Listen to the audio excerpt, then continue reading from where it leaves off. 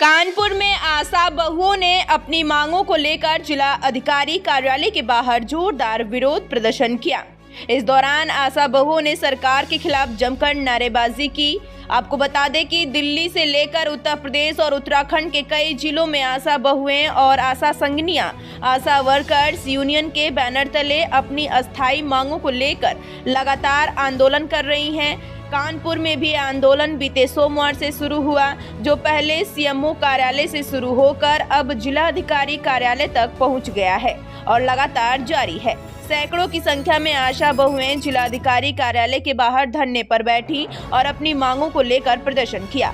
आशा बहुओं का कहना है कि वे पिछले कई वर्षों से सरकार की महत्वपूर्ण स्वास्थ्य सेवाओं को गांव-गांव और घर-घर तक पहुंचाने का काम कर रही हैं, लेकिन इसके बावजूद उन्हें आज भी अस्थायी मानदेय और सुविधाओं से वंचित रखा जा रहा है।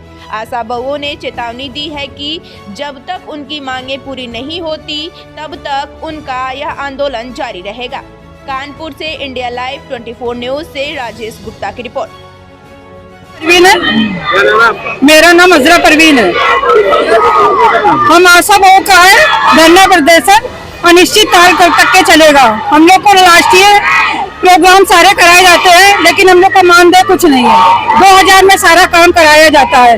हम लोगों को जो वेतन दिया जाता है वो भी वाउचर के ऊपर है कि 10 रुपए इसका, 15 रुपए इसका, 20 रुपए इसका। तो हमें ये नहीं चाहिए।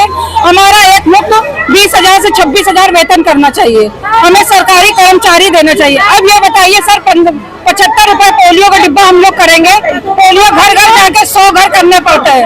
उस 100 घर में जो है घर घर में जाके बच्चे को पोलियो पिलाना होता है, मार्किंग करनी होती है, अंगूठे में निशान लगाना होता है।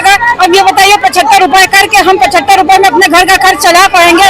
हम नारी अपने घर का भी देखते हैं, बाहर का भी काम देखते हैं, ऑफिस का भी। हम लोग को 24 घंटे के अंदर पूरी ड्यूटी दी जाती है। रात में भी 12 बजे हमें रात में भी 12 बजे भी हमें आयुष्मान कार्ड बनाना है, आभा आईडी बनाना है, निश्चय आईडी बनाना है। अगर हम ये आईडी नहीं बनाएंगे तो हम लोग को धमकी दी जाती है कि हम तुम लोग को निकाल देंगे। जब हम सरकारी कर्मचारी है ही नहीं तो हमें निकालेंगे कहाँ से, ये बताइए। और ऊपर से जब हम लोग ने पोलियो पहले ही से हम लोग ने दे दिया था ज्ञापन कि हम लोग जो है हड़ताल पे जा रहेंगे, और अभी नहीं हुआ तो फिर हम लोग का कभी नहीं। 3 साल से हम लोग ये धरना प्रदर्शन करते चले आ रहे हैं, लेकिन नारियों को आगे करके हम लोग को पीछे कर दिया जाता है। हम लोग को रौन दिया जाता है, हम लोग को कुचल दिया जाता है, हम लोग को रीढ़ की हड्डी माना जाता है। अगर हम आशा बहनें बैठ गए तो स्वास्थ्य विभाग पूरा गिर जाएगा। ये डीएम बैठे हैं, ये NHM बैठे हैं, ये हाईलाइट बैठे हैं, ये बड़े बड़े अधिकारी बैठे हैं, कोई हम लोग के बगैर काम नहीं पड़ पाएगा।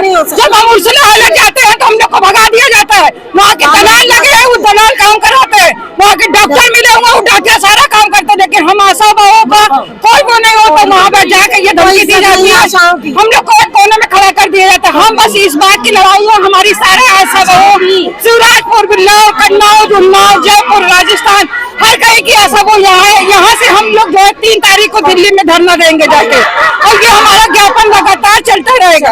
हमें ये चाहिए 20 से 26,000 वेतन दिया जाए, सरकारी कर्मचारी दिया जाए। हमको जब हमसे काम लिया जाता है सरकारी कर्मचारी का दर्जा दें। भाई लोग हम आप लोग से आज जो कि ये हमारी बात ऊपर तक के पहुँचाएगा। आप लोग